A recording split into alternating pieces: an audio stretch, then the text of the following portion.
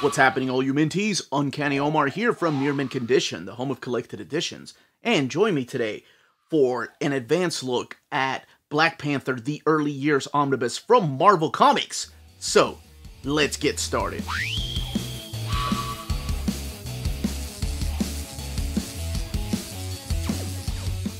Before getting started, I want to give a huge thank you to David Gabriel and the fine folks in Marvel for sending us an advanced copy of this omnibus.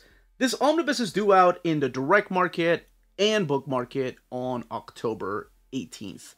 And speaking of direct market, book market, what we're looking at here is the standard edition cover. This one is supplied by Azad Ribbage. On the left-hand side is the direct market cover, and that one is supplied by Rich Buckler. That's only available in the direct market, so places like cheapgraphicnovels.com, waltzcomicshop.com, Dying Breed Collectors, Organic Price Books, In Stock Trades, DCBS, Tales of Wonder, and your local comic book shop will have that cover. Everywhere else you can find the Azad Ribbage cover. So, let's take a closer look here. One thing that you're going to notice right away whenever I announce this was originally solicited as Black Panther, the Early Years, Volume 1. Volume 1 is no longer on the cover or on the spine of the book. So, I'm going to talk about where this ends and what they could possibly collect after this. What could have been a Volume 2. And here are all the covers from the comics that are collected in here. The book retails for $125. Now, let's look at it underneath the dust jacket. And I just wanted to show the flaps here. The internal flaps. You got the creators over here on the right. And then the legend of the Black Panther begins, because this is really where everything begins. You have the Black Panther logo there, Omnibus, the spine, which looks identical to the dust jacket spine right here, including T'Challa taking off his mask from that issue of Avengers, and then the back cover by Rich Buckler. So, we're going to crack this open, talk about the stories that are collected in here. Not really going into spoilers, unless there's minor spoilers. I usually like to tell people ahead of time. And then check out the artwork and the build of the book. Okay, let's crack this open. We have some black end paper there. Black Panther, the Early Years. Here's what it collects. The creators behind the stories here. The collection department right there. Another classic picture. Yeah, this is the one they keep using over. I do love that picture from Avengers. The Early Years Omnibus, here's all the credits, including what it collects, the writers, the pencilers, inkers, the colorist, and the letterers, and the editors at the time. And unfortunately, of course, back then, in the Silver Age, the early Silver Age, a lot of the colorists went uncredited, as well as some of the letterers. Here's your table of contents, kicking it off with an introduction by Jesse Holland here. So it is a 2-page introduction that was written in 2021. I assume specifically for this collection. So we kick it off with Fantastic Four 52.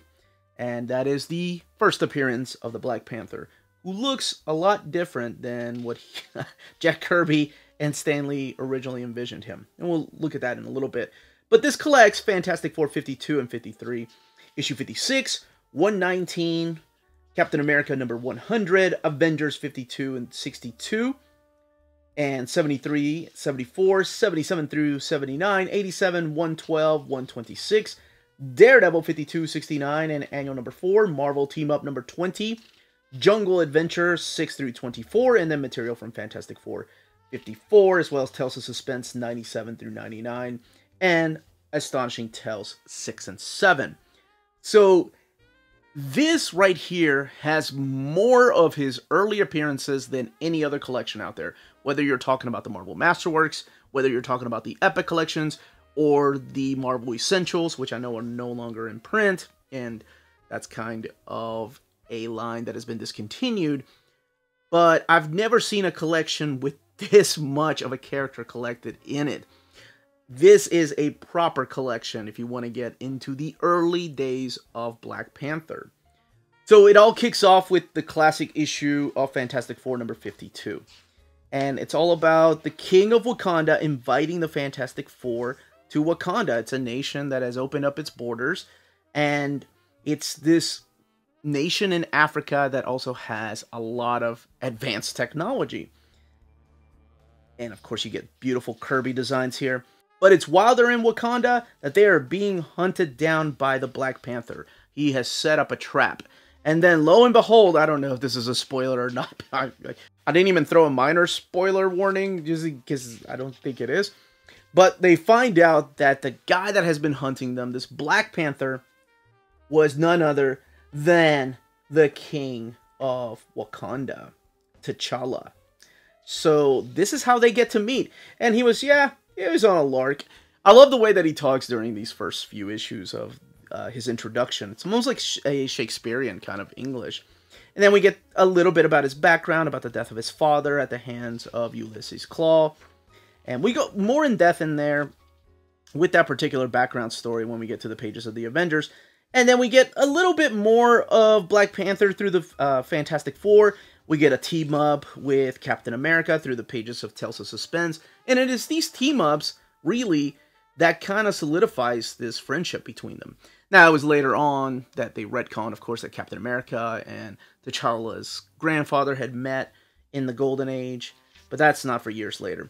And speaking of years later and retconning, in here, you're just going to find the first appearances or early appearances of certain characters.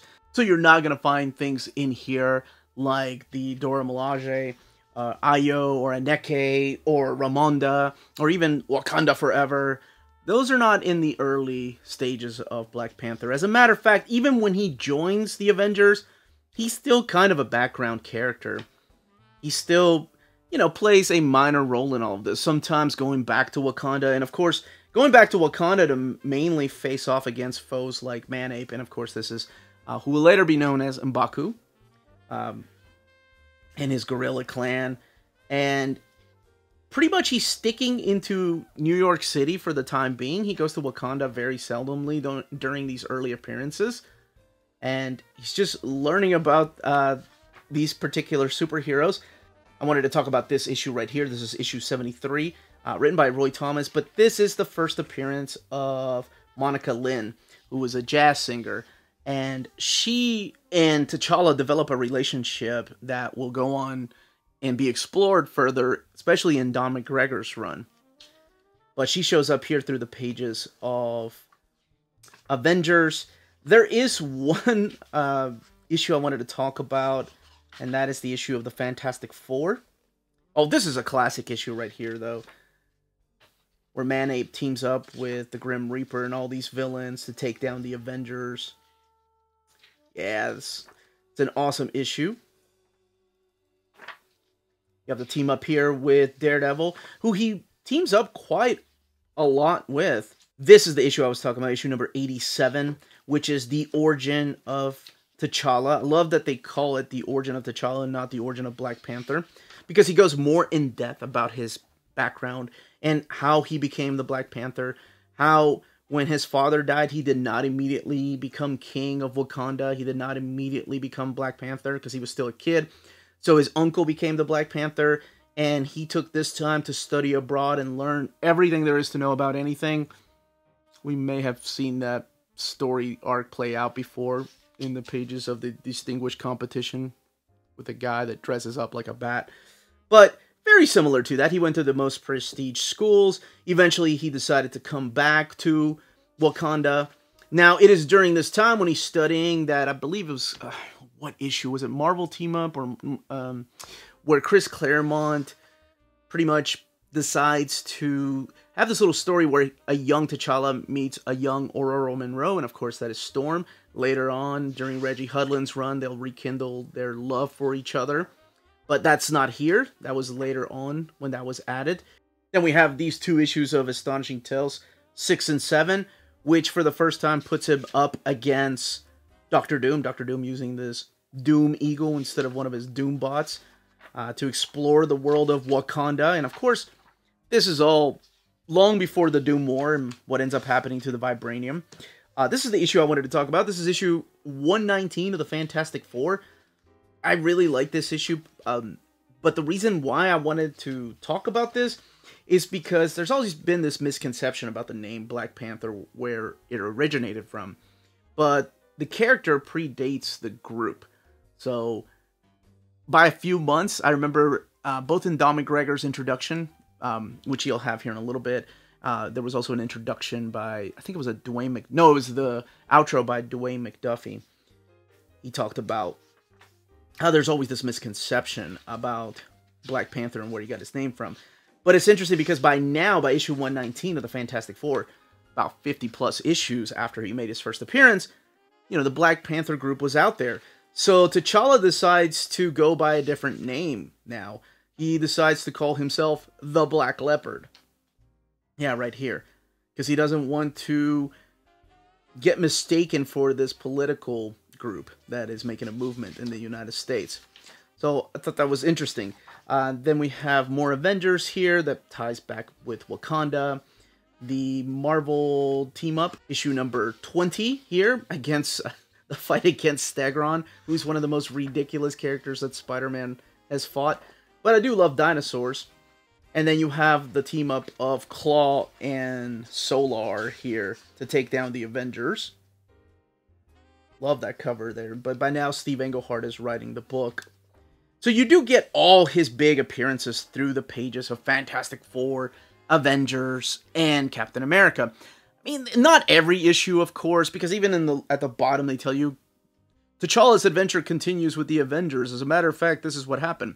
So they leave out things like the Quinjet, like the introduction of the Quinjet because of him, or the vibranium wings that he ends up giving Falcon. But I don't think that's till later. There is a wonderful, and I mean a wonderful, 8-page introduction that I strongly suggest reading to anybody that has picked this up. This is originally from the Marvel Masterworks, and this is by Don McGregor, who wrote the Jungle Action comics here. But it goes into detail about the behind the scenes and how much love and sweat and just hours he put into this particular run.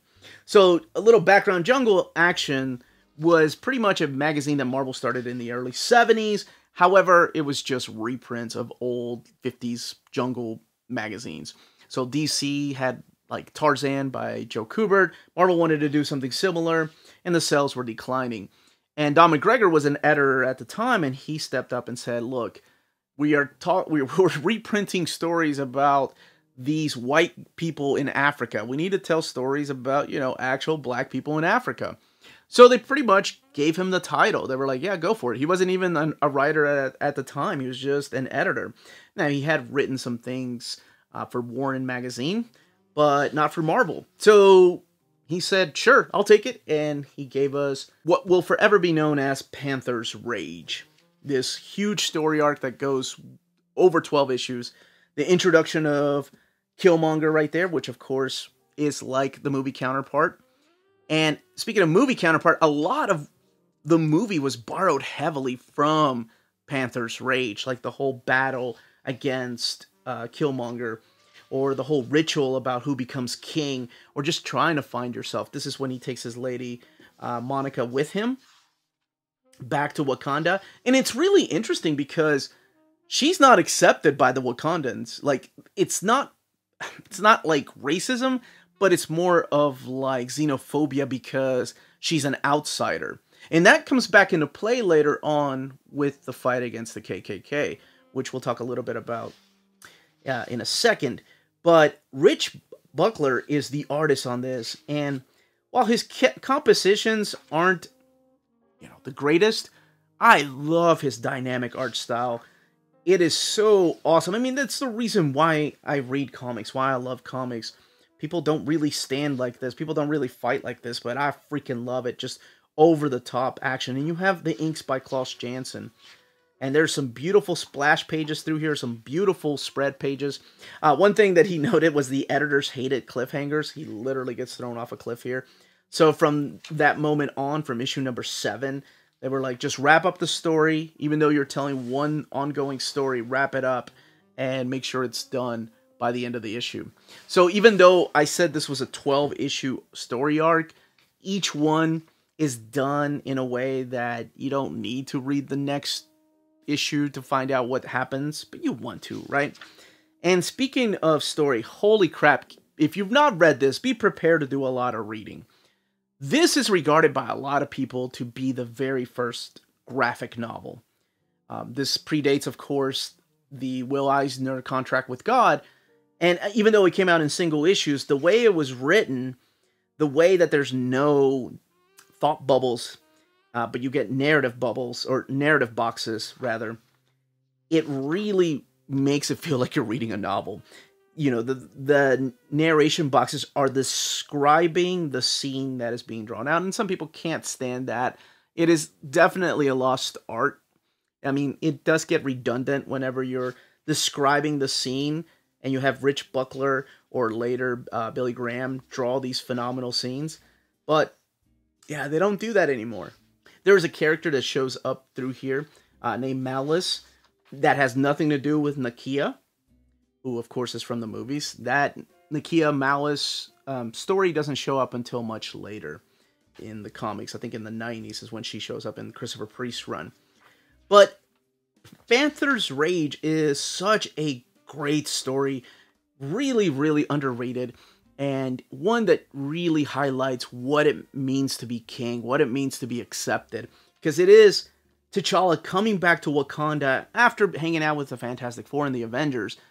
And a lot of his people are not accepting him. They see him as an outsider. He brings back a piano and, you know, they look at him as being corrupted. Like, hey, what happened to you? This is not music. This is not an instrument. This is not the way of your people.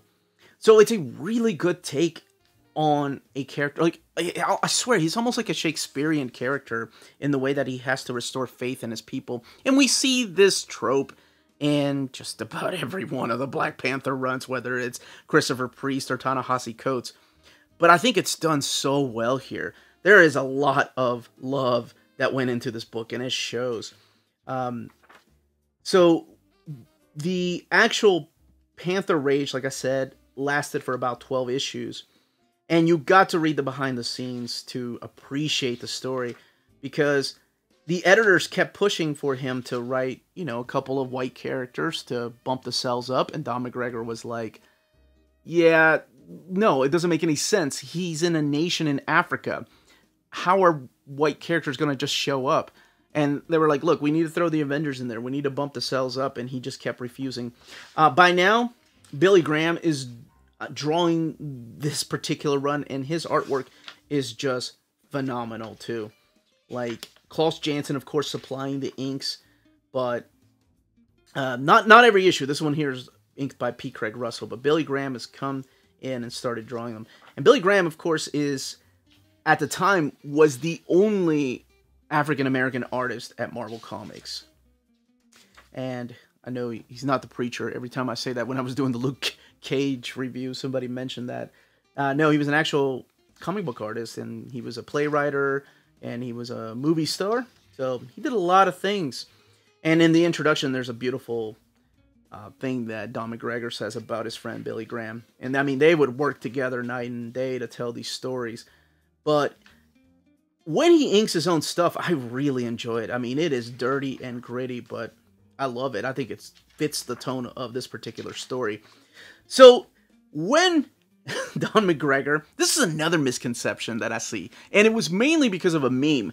So a couple of years ago, I saw a meme being shared by thousands of people, and I swear, this is how misinformation, I blame memes for a lot of misinformation, not just in the world of comics, but they were talking about how when editors wanted Jack Kirby to write more white characters in his Black Panther comic, he wrote in the KKK. Okay, part of that is true, but it wasn't Jack Kirby. It was Don McGregor. Don McGregor was asked to write more white characters into his Black Panther comic. So he said, all right, sure.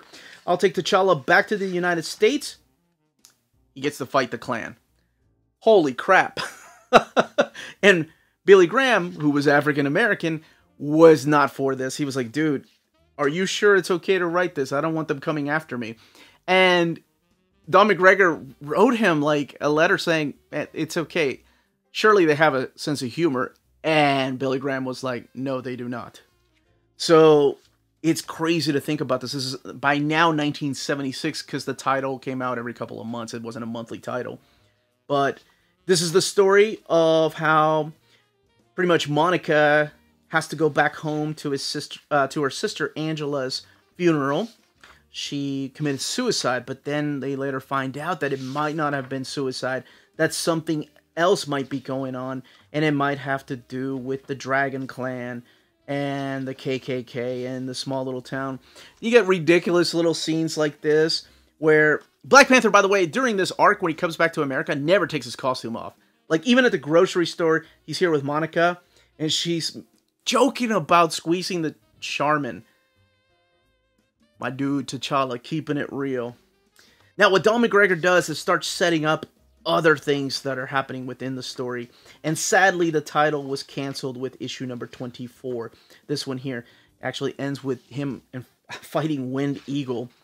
And then we get the Daredevil annual back here. And then, of course, it was canceled due to sales, and some people blame the issues with the KKK. Here's your afterword by the legendary Dwayne McDuffie, who is terribly missed. That guy had a phenomenal run on Justice League and Fantastic Four that no one talks about. And of course, we have him to thank for the Milestone universe. Not alone, but, you know, he was a big part of that in Static and Justice League, the cartoon. One thing I didn't show, dang it, I can't believe I didn't show this. But yes, Jack the King Kirby came back to Marvel, and Marvel said, Don McGregor, we no longer need you. The King is back, and he's going to be drawing and writing Black Panther. But that's a story for another day. There's some strong feelings about that run. Let me show you the original character design for Black Panther. I think they wanted to call him Cole Panther at first, but then they changed his design. I guess that was supposed to be a C. They completely changed. They kept the cape, which I actually dig. I like the design of the cape. But they changed him to Black Panther, and he didn't look anything like that. This was at one time Cole Tiger. That's what they were going to call him. And then we actually get all the extras are in the back here. So you get like the original cover to the Fantastic Four. And that was the way that Kirby redesigned him. And then later on they decided to put his mask on. I love his costume. I think he's got one of the most coolest costumes in comics history. Like, it's just so awesome. Very mysterious. But there are a ton of extras back here. You've got the covers to Marvel's Greatest Comics. These are reprints. You've got original artwork here. And then you have the script, because Don McGregor wrote a lot of things on envelopes, and you have him rewriting things. Original artwork. In his intro, he talks about two characters that he wanted to make gay, which I did not even get when reading this. And, of course, editorial was like one thing at a time.